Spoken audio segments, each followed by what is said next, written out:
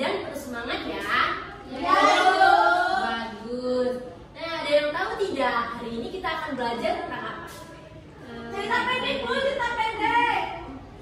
Betul. Jadi kita akan belajar mengenai cerita pendek. Apa itu cerpen atau cerita pendek? Ada yang tahu? Cerita yang panjang, Bu. Wah, pintar ya. Benar nih. Untuk lebih lengkapnya, jadi cerita pendek merupakan bentuk karya sastra yang berupa karangan fiksi. Cerpen atau cerita pendek berisikan tentang cerita-cerita yang dibuat berdasarkan imajinasi penulisnya. Artinya cerita itu tidak benar-benar terjadi. Nah, selanjutnya siapa yang mau membacakan ciri-ciri dari cerita pendek? Saya. Silakan Vera. Jadi, ciri-ciri cerita pendek yaitu yang pertama, bisa dibaca dalam waktu singkat. Konfliknya hanya terfokus ke satu alur, kemudian penokohan atau tokohnya itu tidak dikembangkan secara lengkap. Nah, lalu cerpen itu berupa fiksi dan ceritanya tidak bertele-tele serta latar tempat dan waktu itu terbatas.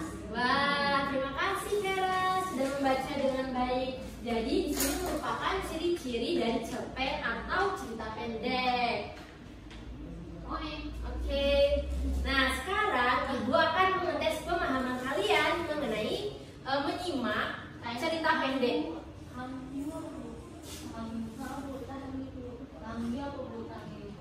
Thank you. Thank you. Oke, kalian ada yang pernah dengar nggak cerita angsa bertelur emas? Tahu di Filipina. Pernah tahu, Bu? Oke, dengerin baik-baik ya. Nanti Ibu akan bertanya kepada kalian.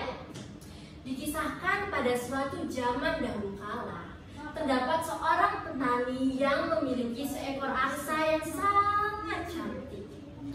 Setiap hari ketika petani tersebut mengunjungi kandang angsa, angsa selalu bertelur emas, namun hanya satu untuk setiap harinya. Nah, sang petani pun menjual telur angsanya kepada pembeli. Dia pun mendapatkan uang yang banyak dari hasil menjual telur emas tersebut. Dia merasa, wah, kalau begini saya cepat menjadi kaya nih. Nah, maka dari itu, atas keserakahan petani, karena dia berpikir, ya, setiap hari angsa hanya bertelur hanya satu. Bagaimana ya agar aku bisa menjadi kaya? Dengan imajinasi sang petani tersebut, beliau beride, ya kalau begitu saya akan memotong angsa dan mengeluarkan semua telur-telur emas tersebut dari sang perut. Ketika ide tersebut terrealisasikan, ternyata tidak ada pun satu telur pun yang terdapat pada dalam diri angsa, dan angsa pun mati. Nah, dari cerita ini siapa yang ingin mengulas kembali atau membuat rangkuman? Silakan. Silakan bisa.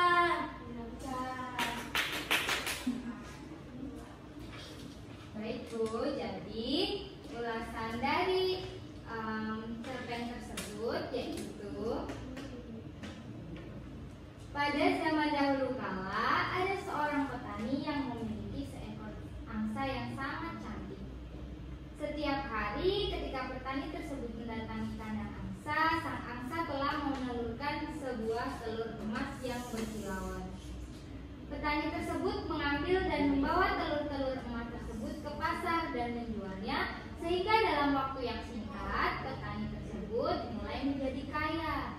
Tetapi tidak lama kemudian, keserakahan dan ketidaksabaran petani itu terhadap sang angsa muncul karena sang angsa hanya memberikan sebuah telur setiap hari. Sang petani merasa dia tidak akan cepat menjadi kaya dengan cara begitu. Suatu hari setelah menghitung uangnya, sebuah gagasan muncul di kepala petani. Gagasan bahwa dia akan mendapatkan semua telur emas sang angsa sekaligus dengan cara memotong angsa. Tetapi ketika gagasan tersebut dilaksanakan, tidak ada sebuah telur yang dapat ditemukan. dan angsanya yang sangat berharga terlanjur mati dipotong. Wah, beri tepuk tangan untuk Nafisa. Bagus sekali ya kemampuan menyimak ceritanya. Nah, dari situ pesan apa nih yang bisa didapat dari cerita angsa bertelur emas? Silakan cuci tangan. Aku Bu. Ya, bagaimana? Jadi kita dari cerita tersebut kita bisa mendapatkan pesan moral, yaitu kita harus bersabar dalam keadaan apapun dan jangan tamak atau serakah. Wah, benar sekali. Anak ibu pintar-pintar semua ya. Coba beri tepuk tangan untuk kalian semua. Selanjutnya itu akan membagi kalian ke dalam dua kelompok. Di mana kelompok pertama berisikan Romi, Ilyin, dan Vera, dan kelompok kedua adalah Nafisa dan Sulfira. Untuk kelompok pertama, coba perwakilannya untuk Sweet sama kelompok perwakilan. Ini kita sweet. Sweet apa ini? Jepang. Indonesia. Dua, tiga. Oke, berarti kelompoknya Sulfira dan Nafisa maju ke depan untuk membacakan sebuah cerita berpasangan. Silakan. Nah, dan tugas kelompok pertama yaitu untuk menyimak cerita dari kelompok kedua. Di Dewi Sima Bu.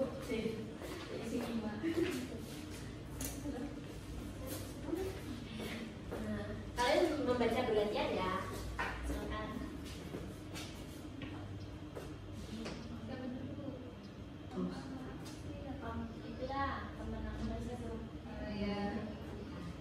Bercerita tentang burung bangau yang tidak mau makan ikan kecil, sehingga ia menunggu sampai siang hari untuk mendapatkan ikan yang lebih besar.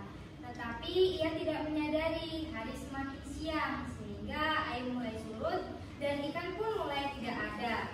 Setelah sekian lama, akhirnya bangau kelaparan dan ia menyadari betapa bodohnya dia. Yang aku ya Bu. Ya. Bercerita tentang burung bangau yang tidur mau makan ikan kecil, sehingga ia menunggu sampai siang hari untuk mendapatkan ikan yang lebih besar. Tetapi ia tidak menyadari hari semakin siang. Sebentar, ulangi. Jadi kalian berceritanya itu satu cerita cuma dibagi menjadi dua gitu ya. Oke, simak Nafisa membaca sampai mana, lalu Sulfira lanjutkan. Oke, ulangi. Ya. Berarti aku yang pertama ya. Ya. Bercerita tentang burung bangau yang tidak mau makan ikan kecil, sehingga ia menunggu sampai siang hari untuk mendapatkan ikan yang lebih besar. Tetapi ia tidak menyadari hari semakin siang, sehingga air mulai surut dan ikan pun mulai tidak ada. Setelah sekian lamanya, akhirnya bangau kelaparan dan ia menyadari betapa bodohnya dia. Wah, beri tepuk tangan dulu untuk kelompok dua. Terima kasih, silakan. Nah, ya, boleh. Pertanyaan untuk kelompok satu. Jawaban. Jadi dari cerita tersebut siapa yang ingin menyampaikan ulasan atau rangkuman cerita dari cerita yang dibacakan oleh Nafisa? Silakan Vera.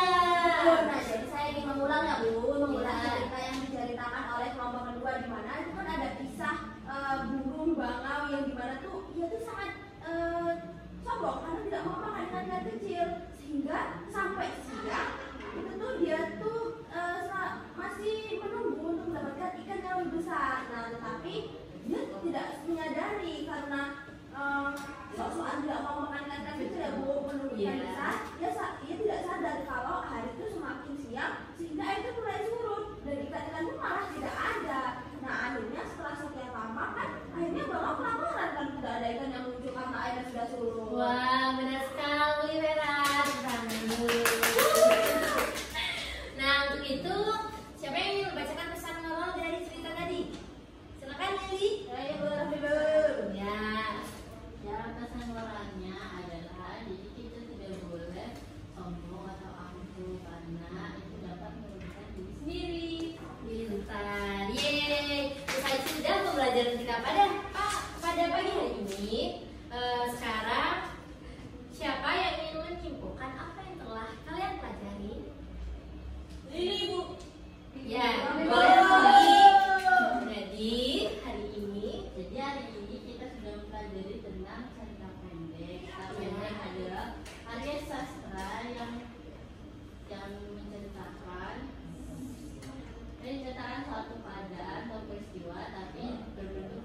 Benar.